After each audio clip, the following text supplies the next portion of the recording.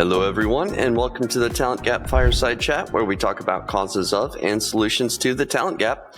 I'm your host, Pete Strauss, and joining me today is Ryan Miller. He is a cybersecurity leader over at Quala. Welcome, Ryan. Thanks for having me, Pete. Thanks for being here. Could you give our audience a little background on yourself and your career thus far? Yeah, absolutely. So we'll do kind of a full snapshot here. So I went into the Marine Corps right after I got out of high school. Did that for a bit. After that, I went to Novant Health. I was an access security engineer there for a handful of years. From there, I went to IBM, where I worked as one of their IAM tech specialists. So everything I did in access management. And then I decided I wanted to go more of the leadership rather than architect route. So I took a job here at Depot Connect International, which was like previously Quala, and been doing that for about 2 years now. Awesome. How do you find the transition to leadership from being an individual contributor? Yeah, absolutely. So, background being in the military, everything's leadership, right? Every single rank in the military is a leader, whether they realize it or not. So it's one of those things that I just kind of gravitate towards. So it's something I was definitely prepared for. It was good to dust off some of my old habits and my old tricks and my old knowledge to come out of the individual contributor role and really provide what the team was looking for. Right. Awesome. Anything you could think of in particular that you've implemented from your military days and civilian life? Yeah, absolutely. So anytime there's a cybersecurity incident, there's a very stressful few hours, days, weeks, what it is, right? So most people in the military, especially the Marine Corps, will know this, but it's the OODA loop, right? So observe, orient, decide, and act, right? A lot of the fighter pilots use it for the longest time. Forgive me, I forget the gentleman who originated it, but it's one of those things where, when chaos is going off and we have alerts coming off over here and we don't know if this is a false positive or not because we may have an active alert and everything else, it just takes a good second to, stay calm, stay cool, stay collected, take a good deep breath and say, all right, what are we observing, right? How are we going to orient ourselves? At that point, we make a solid decision based on all the information we have and we take appropriate action, right? So it's something that, the team being brand new when I got here wasn't accustomed to, because everybody on the team was either a legacy IT or finance auditing. So they didn't really know how to deal with a individual cybersecurity issue, right? So it took that calm, cool, collected head to say, okay, hold on, let's just take a breath here. Like, fires are burning. That's okay. What's the biggest fire? Where do we start? How do we handle this? And start moving on from there. Yeah, I imagine it really helps to have a plan and have rehearsed that plan so that when things do happen and, the stuff's hitting the fan, you have, it's almost like second nature. It's not something you necessarily have to think about. You're kind of on autopilot to a degree, I would imagine. Right, exactly. And after, it's one of the other things, it's an after actions report of, hey, what happened? What could we have done better? Right. Something they were definitely not accustomed to. And we actually implemented a lot of the lessons learned from our first couple, not really incidents into the plan. And what we started doing drills, fire drills. Every once in a blue moon, we would just say, okay, we woke up this morning and this happened. Roll a D20, if you will, and say, I don't know, a whale fell on our central database server in Atlanta. What do you do? Right. And just throw in just random off the wall stuff. And I think the teams really responded to that well. So. Yeah, I imagine that's a good way to test somebody's, reaction time and how they handle stress and, outside of a production environment, quote unquote, to have just that practice. Right. And like anything else, right, a level head is something that can be taught, right? It's not something that everybody's born with, right? So it's one of those things that, being a mentor to some of the employees to say, hey, look, take a second, take a deep breath, right? What is going on, right? Ask those hard questions. What exactly is going on? Do you not know? Then maybe you need to ask a question, and that way we can clarify and we can take the appropriate steps forward, right? Because it's what we don't know that come to bite us in the butt. So try to get all the information you can, observe, right? You orient yourself, you decide, and you take an action, right? And I've all of my employees know they have the right to do that, right? And if it's the wrong action, so be it. I will back them up either way, right? Because they need to feel empowered to take those next steps. Yeah, I could see too where some people would have the sense that I don't necessarily, or I haven't had permission in the past to act autonomously. So I'm hesitant to do so because maybe, in a previous role, somebody jumped down my throat, or, there's, I think, especially for somebody like me, I tend to be very autonomous, but I've always, I guess, grew up in the professional world in these company hierarchies that were very rigid, and you really have to make sure that you're towing the line, and reporting structures and all that good stuff. So it's awesome that you absolutely. do that. And right, they every employee, as far as I'm aware, is aware that they what the next steps are. Right, they follow the plan. At some point in that plan, you have to communicate. Right. So if I wake up in the morning and something's been going on for 5 hours and I'm just now being made aware of it, that's obviously an issue that we'll have to solve and the after actions. But it's one of those where, we do enough drills where they know, okay, at this point, I need more help than just me. This is an actual incident. Let me pull people in. And then we start that communication line, and now everybody knows what's going on. Right. And it's like, I don't want them to be waiting on me to wake up at 2:00 in the morning to answer their phone call to take action. Take action now and ask for forgiveness later. They will always have permission to do that. That's awesome. Well, it seems like you've gotten quite a few things figured out there on the micro level. What about the macro level, the industry as a whole? Obviously, the talent gap is something we talk about here on the show. Do you think the talent gap is a real thing? And if so, what would you say it looks like?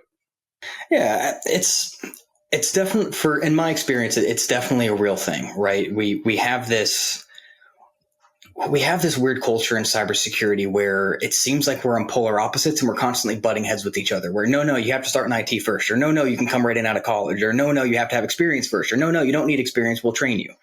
Right. And there are so many conflicting opinions. I mean, if there weren't, you wouldn't have a podcast, but it really comes down to what is that individual company and the individual leaders in cybersecurity willing to do to fill that gap, right? To make sure all the roles as possible are filled, make sure our jobs are still getting taken care of, right? And it really comes down to proper leadership and mentorship, right? There's definitely how can we put this? There's definitely a contradictory mindset depending on which company you go to try to fill a role, right? So there will be people who say, no, you need to have 10 years experience minimum before you can get an entry level cybersecurity role, right? And there will be some companies that say, no, a degree, no certification is necessary. We'll train you on the job. And I find that the companies that are of the latter opinion tend to be the ones that are most effective at doing their jobs and being good cybersecurity professionals. Yeah, I mean, I think at the end of the day, everybody's going to need some sort of training, some sort of hand-holding as they continue to execute their job.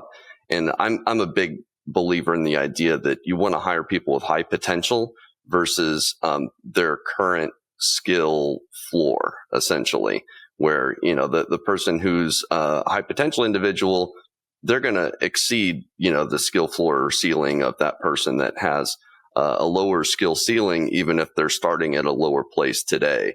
So, there's a talent, I think, in being able to recognize that talent. It's kind of an art, less of a science. Yeah, it's hire for attitude and train for skill, right? And I think everybody's heard that at one point in their life or another. But it really holds true when it comes to cybersecurity. And the real tricky part there is in the interview process, however short or long it is, how can you determine someone's attitude, right? So you might come to a company and they'll ask you some very specific cybersecurity related questions, or they might not ask you any cybersecurity related questions at all, right? It really depends. And that typically shows from an interviewee perspective what the mindset of the company is like. Are they hiring for attitude and they're willing to train you?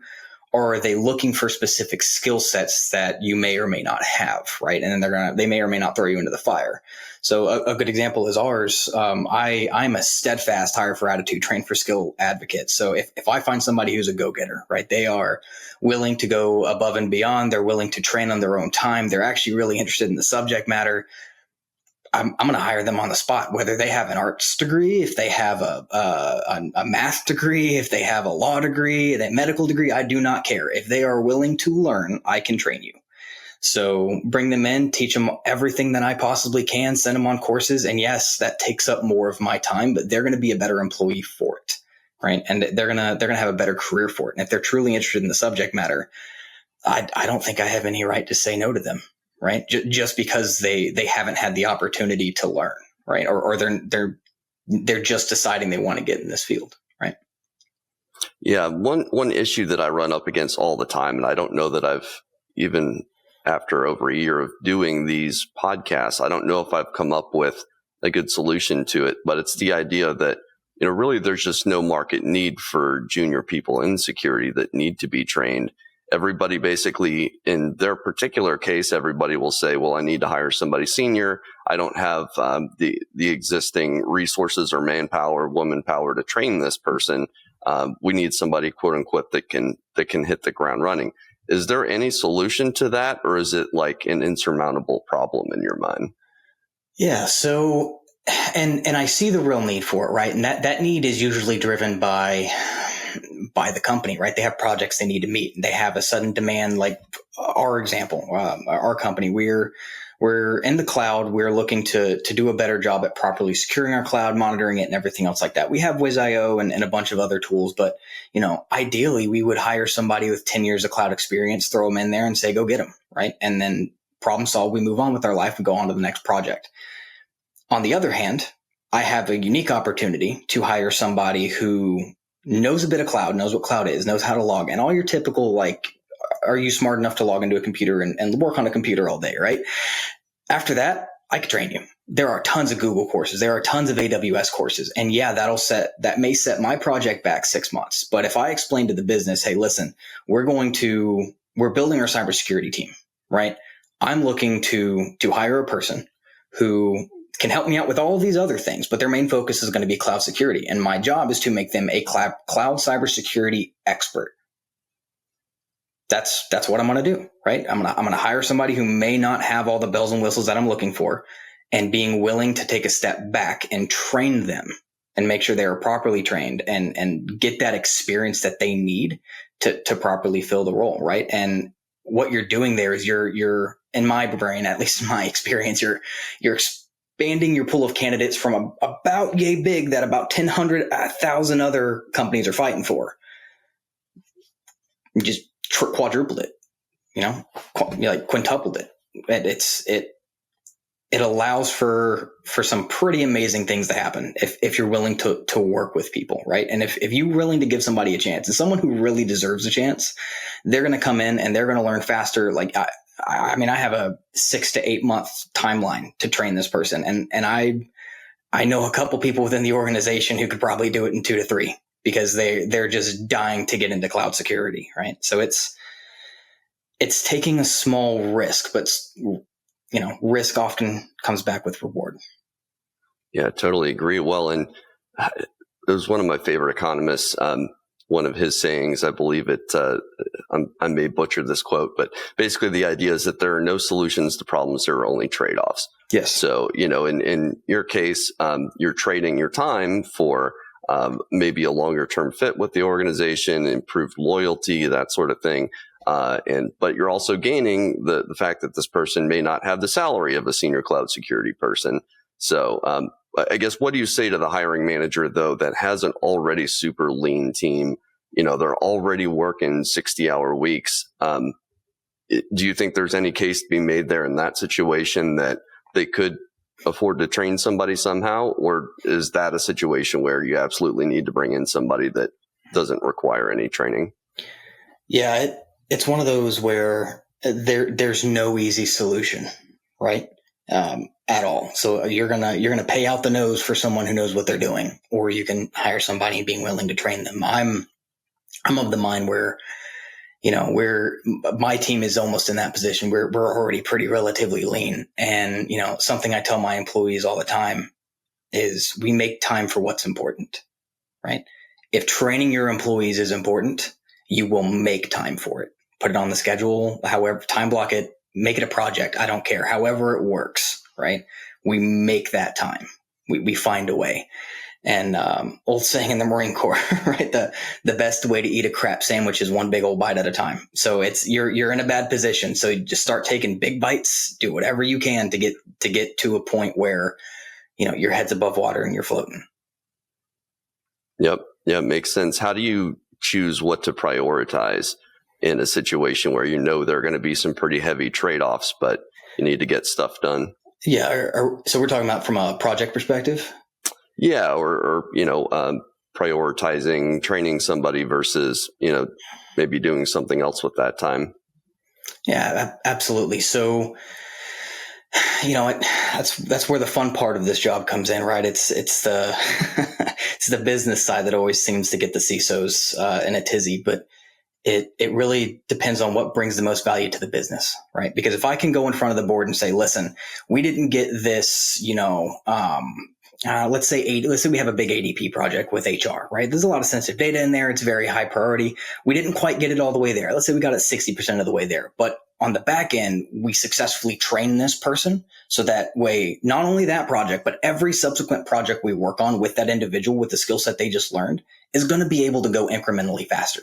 That's a return on value that I can sell to the board, that I can sit there and say, we're making progress in all the right areas. It just hasn't quite paid off yet. Give it time, right? A little bit of patience goes a long way.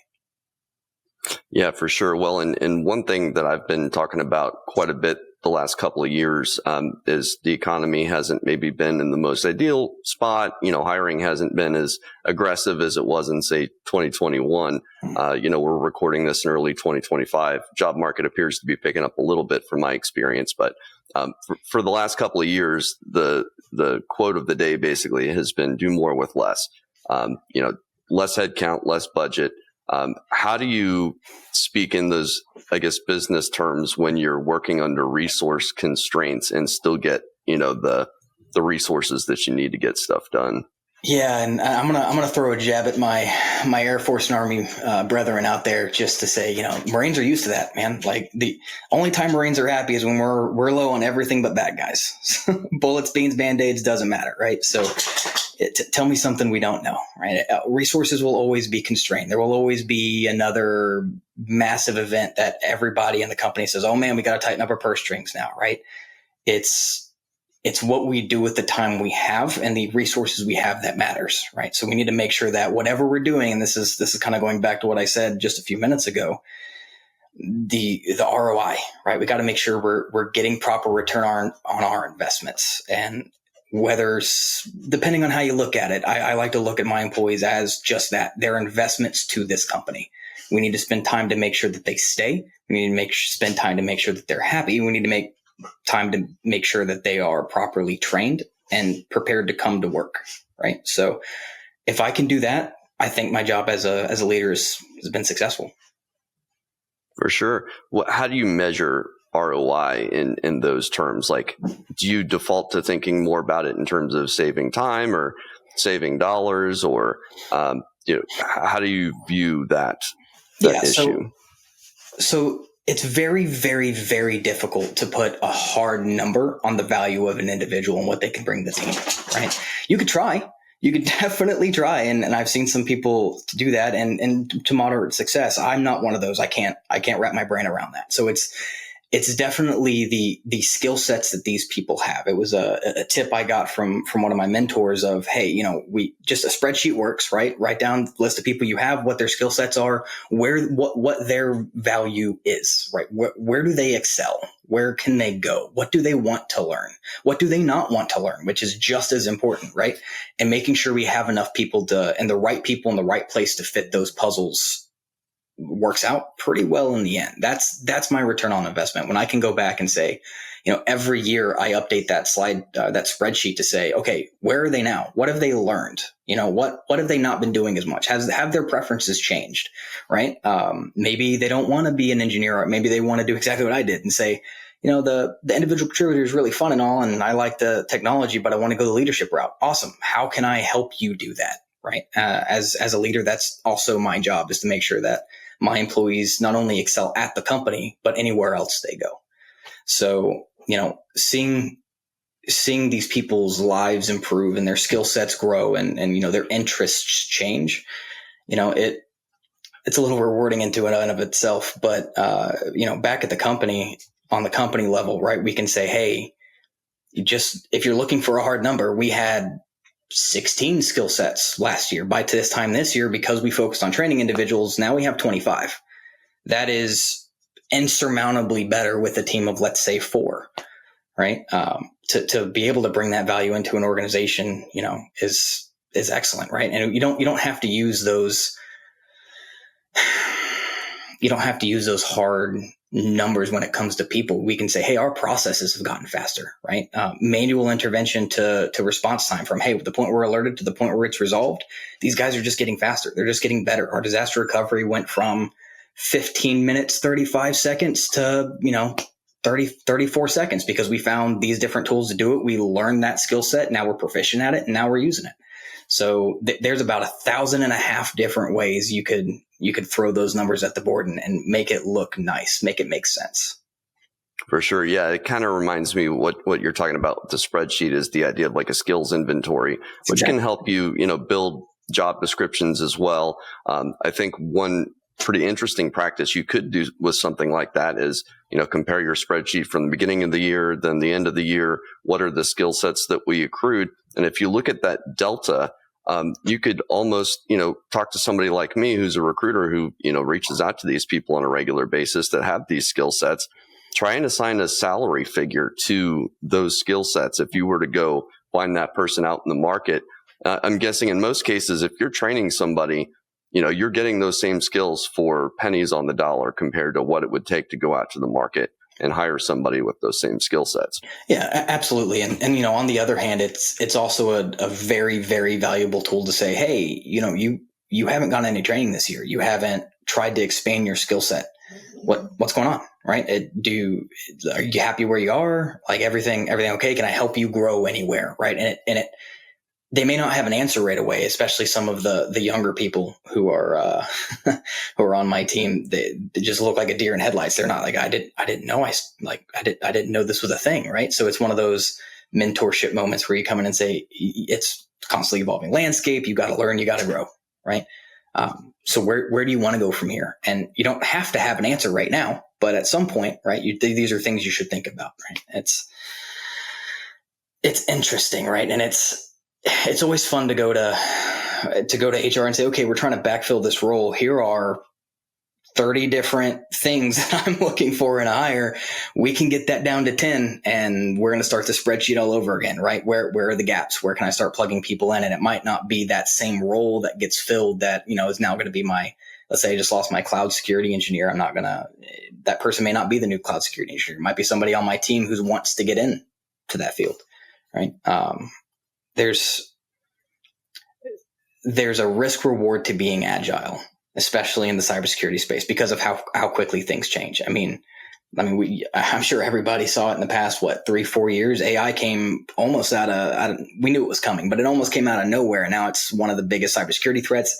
You can't go to a conference without hearing AI. You can't listen to a podcast, Exhibit A here, without hearing the term AI and how much it's going to impact us, right? So maybe there's opportunity for AI security engineers. Okay, I'm looking for that skill set on my team. Who wants it? Who wants to go to the training? Who wants to learn about how we can better secure these things? Who wants to go to these conferences, right? And these are important questions to be asking about our teams, right? What skills are we missing? Yeah, it's like the only constant in security is that everything's continuously changing. Absolutely. So it would seem to me to be an effective security professional, regardless of your level. You have to be extremely adaptable, maybe more so than the average person, just because there are new threat vectors all the time and methods. And how do you identify that skill set, that adaptability in somebody that you're thinking about hiring?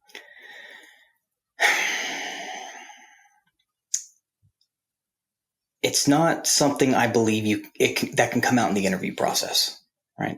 It takes, I genuinely believe, and maybe this is just because I can't really read people extraordinarily well right off the bat, and that's a personal skill that I'm working on. But for me, it's extremely hard to identify the adaptability or the mindset of someone just off of one interview, maybe 2 or 3. It's one of those where, again, risk reward, right? You're going to be coming on board and maybe the job description says, hey, this is an access security engineer role. You're going to be largely dealing with identity, right? Maybe in the interview say, okay, but what about network security, What do you think about network security? What can you tell me about AI security, right? Or just generalized questions like that aren't about a specific topic, more of a broad scope of things. Are they willing to learn? Do they know, right? Or would you be interested in learning about these things, right? If your role went from identity to access security engineer to something around, identity, let's use cloud security again, identity cloud security engineer, you do a little bit of both. Would you be okay with that, right? And on small teams, that is so important, right? Jacks of all trades, masters of none. Yeah, totally agree. Well, and I think that not just team size, but also company size too. I've worked with a lot of startups traditionally in my career thus far, ever since I worked for a large staffing firm. But after that, it's pretty much all been startups that I've been working with. And it seems like you either enjoy that idea of wearing many hats or you really don't, and you want to have, more structure, and you'd rather master one thing and just really hone in on it. I guess in that interview process, you could always ask people examples of, have you ever been in a situation where you've had to wear multiple hats, or, explain a time when you had to adapt on the fly. I think those situational based questions are really important. Those open-ended questions. I'm a big believer in really trying to get to the root of people's motivators very early on in the interview process. In fact, in the recruiter screen, which is what I'm doing, when I'm contacting candidates and talking to them for the first time, I'm really digging into, what are you looking for in your next role? Why? I think in a lot of cases, you can't necessarily take the first thing that somebody tells you.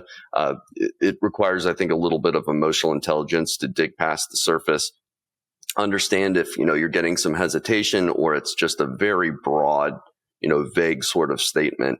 But all of those little details about what makes somebody tick really, I think, informs how good of a fit they're going to be for any given open job. And also factors into their longevity with the company.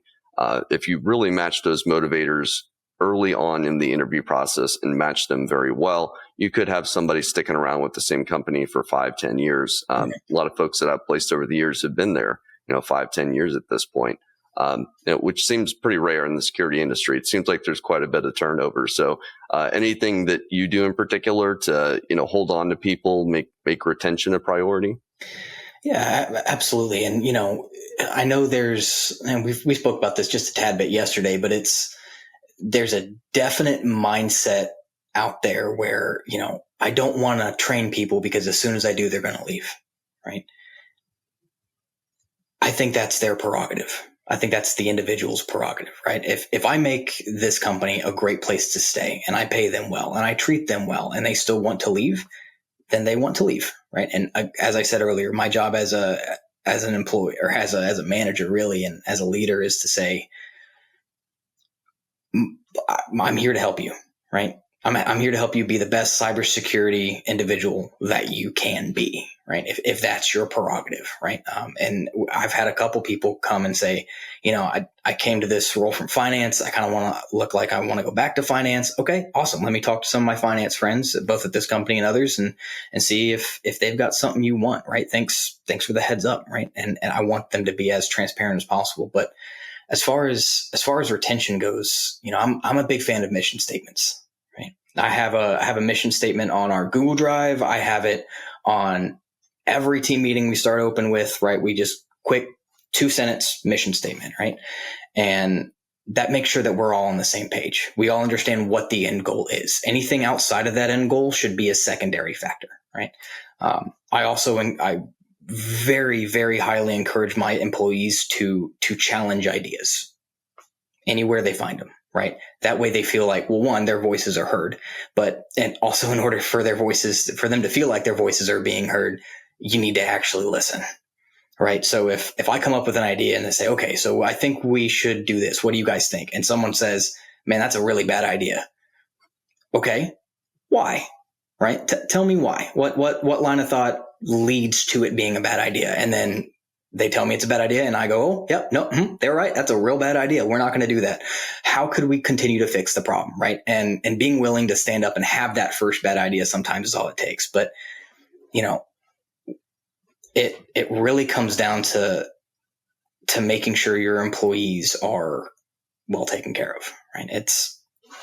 It's not ultra difficult if your company's willing to pay them for the skill set that they have. You shouldn't have too much turnover if you're not A, working them to death, and B, you're treating them like decent human beings. Yeah, it strikes me that, the servant leadership style, in my experience, it really begets the best outcomes. People have a sense of loyalty to people that are leaders that they feel like are in the trenches with them, where it's not kind of like an authoritarian, top down, do as I say, not as I do in some cases. And it's more about, hey, I'm going to help you guys all row in the same direction. Some people would say, well, that's not really my job as a leader. I am here to be the boss, and, I'm going to hand down my orders. You do your job, and then everything's okay. I feel like, ironically, the more servant leader-ish you are, the more loyal people are, and the better outcomes you get, versus, like, I don't think there's any way around human nature. In some cases, like, people react to things. That's what our bodies do. That's what our minds do. Yeah. So I love that you have that approach. Yeah, it's one of those things where, making decisions and getting projects done and making sure all the onesies and twosies are taken care of and documents signed and everything else. Yeah, that's your job as a manager. That's not a leader, right? A leader takes care of their personnel. Leaders eat last, right? And that's one of the very, very common things. I think Simon Sinek wrote that book, but I digress. It comes down to just, being a good human being. If at the end of the day, an employee comes to me and says, I hate it here, I want to leave. Okay. If you want to leave, I don't want you here. So let me help you find that next job. Here's a list of recruiters I have. I'll reach out to them, let them know you're looking. I'll let them know what skill set you have, and share your resume with me. I'd be happy to send it out. Right. It's working with other people. It's really about as far as it gets. Yeah, well, and we kind of talked about this yesterday. At the end of the day, people have to do, I think, what's best for themselves and their families. And I think it's a mistake to almost feel like employees owe the organization something. Like, to some degree, yes. I mean, obviously, you owe the company to do your job as outlined by your boss and, the job description and all that good stuff. But at the end of the day, people, they have lives to live and they work to live, usually, not live to work. So, I always encourage people, like, yeah, definitely think about that next move. Don't job hop, because it's frowned upon generally. But if you're in a super toxic environment, like, just get out of there. It's not worth your sanity. And, the stresses it puts on your family is an extension of that. Yep. How do you stay on top of that, though, to make sure that you really understand if people are happy or unhappy? And, so it's not a reactive situation necessarily where it catches you by surprise if somebody's looking to move on.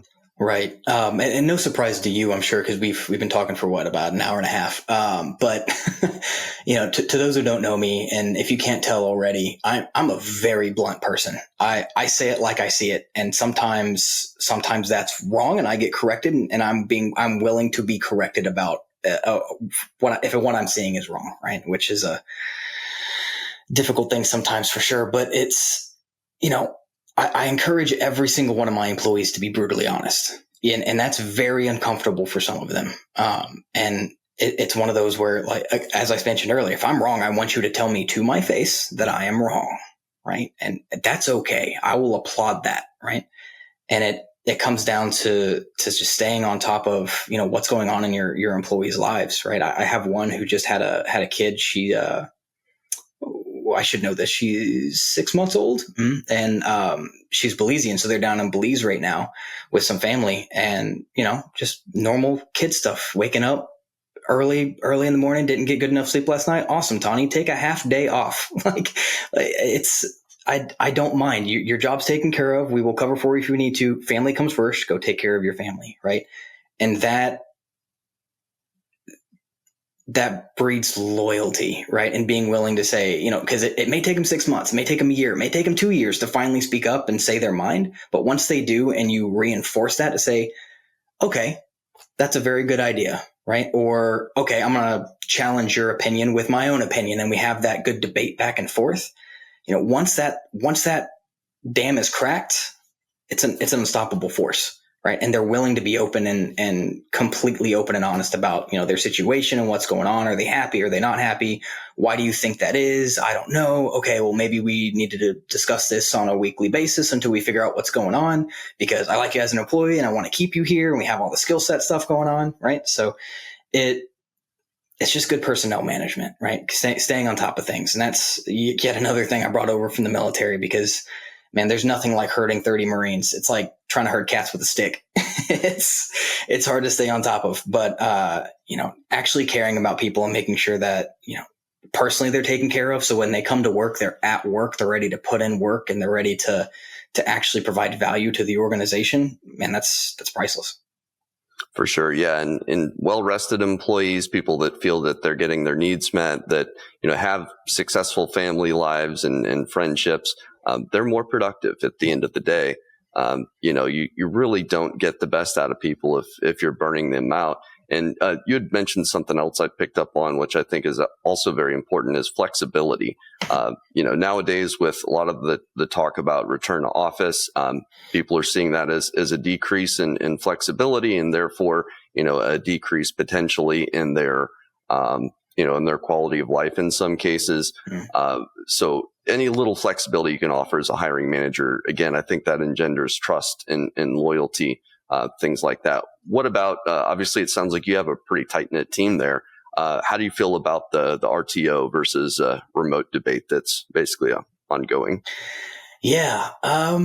I see it both ways. Honestly, I like working in the office. I really enjoy face-to-face contact and interaction, but, I don't expect all of my employees to feel the same. And I'm of the mindset, as long as they're getting their jobs done, what's asked and required of them, I don't care where you work. You could be in the Bahamas, man.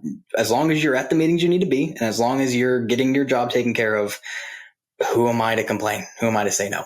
Right? I still strive to come in or have the entire team in at least once a quarter, so we can see each other face to face. Maybe go out to lunch, go bowling or something, right? To some team involvement, so we can actually meet each other face to face. Not a requirement at all, but it's.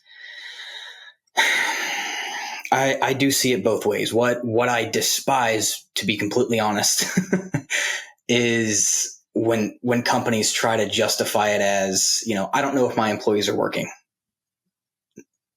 Okay. So many issues with that, right? Like there are 1,500 ways to actually tell if your employees are working. Give them a task. Do they do it? Give them multiple tasks. Do they do those? They're working. Right? You can check on, logs alone will tell you that kind of stuff. And the other thing that really grinds my gears is when they try to do it to justify an office, right? We have this big, nice office and we just re-up the lease and we don't want to get rid of it. So everybody come in. It's like, maybe not re-up the lease, right? Or move to a smaller location. Don't re-up the lease and then expand and then demand everybody comes in to justify the cost, right? Because then you're just going to lose people left and right. Because at that point you're very clearly not worrying about the personal use cases. You're worrying about the dollar signs. And you brought up a great point earlier too. When it comes to location, is the size of talent pools. So many people that aren't in recruiting do not realize how small some of these talent pools can be. Especially if you start getting the 10 must-have technical requirements on your job description, that narrows the field of the pool of candidates exponentially. And then if you add on an additional filter where somebody's got to be in Atlanta or Denver, then that pool gets divided in 1,000 basically. So and then for every say 100 people that you get, you may get 1-2 people with an offer of that 100 number. And if your candidate pool is smaller than that, becomes even more difficult to actually get that person through the door. So if you're hiring, like, how do you ensure that you don't have too many requirements to where it's narrowing the candidate pool to too much, essentially? Yeah, I've worked with HR very, very, very, very closely, because I ran into a brick wall the first time I tried to hire somebody, and it was very, very much like you're describing. So there was keeping the mindset that I have, right? There was a very small list of requirements, very small list. And then there were a handful of preferred, right? We preferred if you have this, not mandate, we'll train you and all that other kind of fun stuff. Yeah, we got nobody because those preferreds weren't being treated as preferreds. They were being treated as filters, right? So it's working with HR extraordinarily closely. I have a specific hiring manager that I go to and I say, hey, here's the job description. Let's work together on this because I want to make sure these are actually preferred and they're not being used as filters. I don't care if they're not filtered at all. And you only filter by my specific requirements. I'll filter them. We get 1,000 applicants. I'll take a weekend and do it because I see that as my burden and my responsibility. Right. And it's one of those where you don't want to throw a net too small. Like you're not gonna catch a marlin with a fish, like a little itty bitty fishing net. Right. You gotta throw a big enough net to catch the fish you're looking for. Right. And that's where the interviews come in. Right. You can have 1,000 applicants. That's fine. You can pick 10 at random. That's fine. But I specifically look for a couple different things in the handfuls of resumes that I get. Right. I'm looking for, obviously the very remote skill set that they need. Right. Typically, I'm going to be honest, I don't even look for a degree because degrees in cybersecurity are still so new. It's kind of like, okay, maybe not. I'm looking for variant skill sets, willing to learn on the job, right? And those are things that you can't usually tell within a resume. It's very, very difficult unless it's extraordinarily well written to be like, oh, okay, this person actually is willing to learn, right? That's where sitting down with an individual comes in, but you can't sit down with 1,000 individuals. That is a trick I am still trying to figure out, right? Because I'm going to be completely honest, I worked with HR to get about 15, and then I go one-on-one from there. Yeah, that's a manageable number at least. Yeah, when you're getting thousands of applicants, that's why I think a lot of the problem with hiring processes these days is an overemphasis on those inbound applications, and people get frustrated because obviously they're not getting back to, and they're applying to thousands of positions. They may hear back from one or two. It's crazy out there. So I think it's crucial to be constantly talking to HR, asking them what they're seeing, or talent acquisition, whatever it may be. Maybe set up a weekly meeting with them to see what they're seeing out there in the market, who they're talking to, what they're lacking, what positives they have, and you can kind of adjust on the fly that way.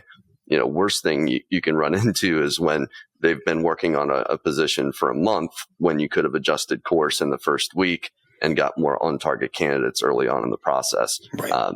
and stop wasting so much time. Yeah, and that's another benefit to being agile, right, within the team. Like who's willing to take over some of these responsibilities while this person's gone and we're going to backfill them. Okay, cool. So now we're looking for a cybersecurity generalist, right? We found a person who's leaning towards SIM, had a conversation with them. They're definitely looking to move towards more of a XDR kind of time frame. Hey, would you be willing to move over from Sentinel-1 to X, Y, and Z? Okay, cool. That guy's in, right? Or lady, right? And we're gonna train them from there. Hey, where do you want to go? What do you want to learn? Right. And continuing to fill those gaps and being able to move people around like that, especially on a team as small as mine, is invaluable. Well, yeah, and it's great when you're able to kind of read in between the lines of a resume. And I feel like some recruiters kind of struggle with that because there's almost like an inference that you have to make in some cases. So like if somebody doesn't say SIM, but they mention one SIM, they could also be working with another SIM, but they're not necessarily putting it in the resume, or maybe it's something they're tinkering with in their home lab. They don't have it on their resume. If there's anything I've learned over the years as a recruiter, it's sometimes you have to make some educated guesses what experience somebody might have. People aren't the best at writing resumes, even if they're really, really good candidates, where I think that relationship with HR and recruiting teams becomes so crucial because you can talk through some of these situations. Well, if they don't have Sentinel-1, they have the other one. That's fine. Don't make too many assumptions, basically. Right. And that's I find it good habit to leave any specific tool off of the job description. Not a requirement, not a preference, not anything, right? Don't even use the word SIM, because you might miss the perfect candidate because they didn't have SIEM in their resume. It's so frustrating to see, if I go right now on LinkedIn jobs and search, Sentinel-1, I guarantee you there's going to be a handful of cybersecurity SOC jobs that pop up. And it's like, okay, well, what if they have CrowdStrike experience? Not the same tool, mind you, two very different tools. They do largely the same thing, and the layout's different and what have you, but that's nothing 3 hours of looking at documentation can't fix, right? It's frustrating. And I'm not even hiring. I'm not even looking for that job, right? It's frustrating to see from my end, because I've had 3 or 4 Marine Corps buddies of mine who've gotten out and they want to get their foot, in the door in the civilian world, and they ask how, right? Any help that they can get, and providing guidance there has been secondhand frustration is the best way to put it. Yeah. I mean, I do a ton of career guidance calls with folks just to help them in their job searches. And that's one thing that comes up consistently is I just don't know how to get people to get on an interview with me. Like, I know I'm well qualified, I'm well spoken, but I'm, applying to 1,000 positions and I just don't hear back from more than a couple. So I think a lot of people are really feeling the burn of the broken hiring processes these days. And I always encourage people to just network as much as you can. It's really about who you know and referrals these days, it seems like. As continued automation gets more and more extreme, it's ironically, I think, moving in the other direction now. What success looks like, it's more about personal connections and networking than anything else. Yeah, no, absolutely. And there's there is a tax break for companies who are hiring, right? So they could say they're hiring and then not hire anybody for the position and resubmit it 3 months later, and they get the tax break. So don't, my only advice there is to not take everything personally. I mean, I myself, when I left IBM, I must have applied to 400 or 500, exactly what you were talking about. I got 3 or 4 hits, and thank goodness DCI was one of them. And it wasn't even from me submitting my resume. It was from an actual recruiter. So I see it on both ends. It's so challenging. And then it makes it even more frustrating when I'm looking for a candidate and then it seems like no one's applying, right? It's like, okay, check the filters. Let's work with HR. Check the filters. Of course that's in place. Please take it off. Yep. Yeah, you really have to be continuously analyzing your results. I do the same thing on the recruiting front. Mm-hmm. If I put in my complex Boolean string in LinkedIn and I return 10 results, I know, okay, well, that means I got to broaden it. So I'll try iterative steps to broaden the pool without getting too broad to where it's irrelevant, the results, at that point. So right. All about adjusting on the fly, being adaptable, being agile, as you mentioned, and communication in hiring, I think, is so key between departments, especially. Like you said, you've had success in really holding the hands of HR. I think in a lot of cases that's necessary. Yeah, and absolutely nothing against HR. What they do on a day-to-day basis just blows my mind sometimes. And I feel bad because sometimes, especially when you're on a hiring spree, they are just drowning in applicants and they can't keep their head straight sometimes. And it's like, okay, yeah, I'm gonna help you guys out here. Right. Yeah. And sometimes that's what's required. I mean, I've talked to quite a few internal recruiters lately, and they're telling me that they have 20, 30 open jobs at once to fill. Right. I don't know how you can be effective in filling jobs if you have that many all competing for your time. Yep. And much less, give people the attention that they deserve as candidates who are going into the interview process and, prepping people and making sure all of the interview invites are correct without any errors. And it's just a lot. So anybody who hasn't been in recruiting, they really don't understand how stressful and chaotic and just busy, the job really is. Yeah, no, absolutely. And, once you finally get to the 15, 20-ish people that get down to it, right? I've on a couple occasions talked to HR. Is like, look, I know you want an interview with this person. Feel free to do it whenever. I'm gonna hop on either that one or we'll have our own within the team, because typically I like a 2-step interview process. The first is with HR, just to make sure everything's in order and that you do actually want this job. And the second is usually with at least one individual on the team. And usually it's with someone who wants to be a leader one day, right? So it gives them that a little bit of experience of, okay, how do I interview somebody, right? It also allows me to get a good understanding of how well they would work within the team. Because if that individual comes back and says, hey, I don't know, the guy doesn't rub me the right way. It's okay. All right. Well, we'll keep looking then, right? We want to make sure that we continue to build a cohesive team here, not cause issues. Yeah, for sure. Getting sign off and buy-in from the team, super important. Some of my favorite clients of all time, they'll start with the recruiter screen, then usually hiring manager, and then in some cases they'll do a third with 2 or 3 people from the team that would be peers, people that can give them a better idea of day in the life, address any concerns, that sort of thing. Right. I think a lot of people don't realize the importance of not just screening people about their fit for your team, but also selling them a little bit, especially in demand candidates. They really have a lot of options. If you're proud of your team and your culture and you think you're building something cool, definitely, want to mention that. Yeah, absolutely. Yeah. Culture within the team is something that got instilled in me at Novant Health. The CISO there did an absolutely amazing job. We had a team of, it must have been, I can't even remember now, but 40, 45, 50 plus people on that team. And we all worked together wonderfully. They'd worked so hard for so many years to build, focusing on culture. And it was such a blessing to work with that team, to be like, oh, okay, all right. Yeah, we're all working together. That isn't my job. It was there's no toxicity. There's no silos. It's very open. We talk about everything that's going on. And it was amazing to see that work on a team that large, right? Because it's not easy always, but it's relatively easy to do it on a team, a much smaller team, especially, let's say, max out at about 10. After that, it gets infinitely more complex. But if you can start it from the ground up, if one of the central pillars of your team is the culture, making sure we're taking care of each other, we're being good to each other, we're treating each other like human beings, then yeah, you'd be amazed at how well or how quickly that culture will change, right? And frankly, if you do, because everybody does it, they slip in. If you do hire somebody who is toxic, they don't usually last very long. Yeah, well, yeah. I mean, you're if you have a good enough culture to begin with, if something upsets that culture, you're more likely to have your team and culture survive that one bad hire, right? Because you've essentially insulated yourself from, I hate to say that, but interlopers, I guess, is the first word that came to mind, but probably not the right one. Anyway, we're coming up on time here, Ryan.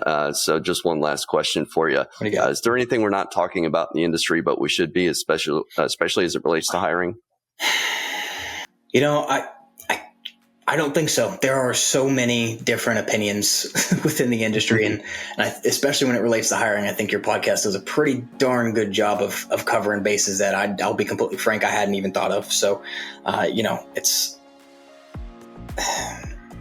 no. I think all the bases are covered, man. Cool. Well, fair enough. If people want to reach out to you, what's the best way to do so? Yeah, absolutely. You can reach out to me on LinkedIn, Ryan Miller. It's not a common name at all. You won't have a problem finding me at all. Other than that, I don't have any social media because I like to keep a low profile. So, if you can find me on LinkedIn, send me an invite. Fair enough. Well, appreciate your time, Ryan, and thanks, everybody. Yep. Thanks, Pete. Hello, everyone, and thanks for tuning in to this episode of the Talent Gap Fireside Chat. Don't forget to follow our page on LinkedIn and like and subscribe on Spotify and YouTube. Hit that notification bell to be notified when we drop a new episode. New episodes air every Friday at 4 p.m. Eastern.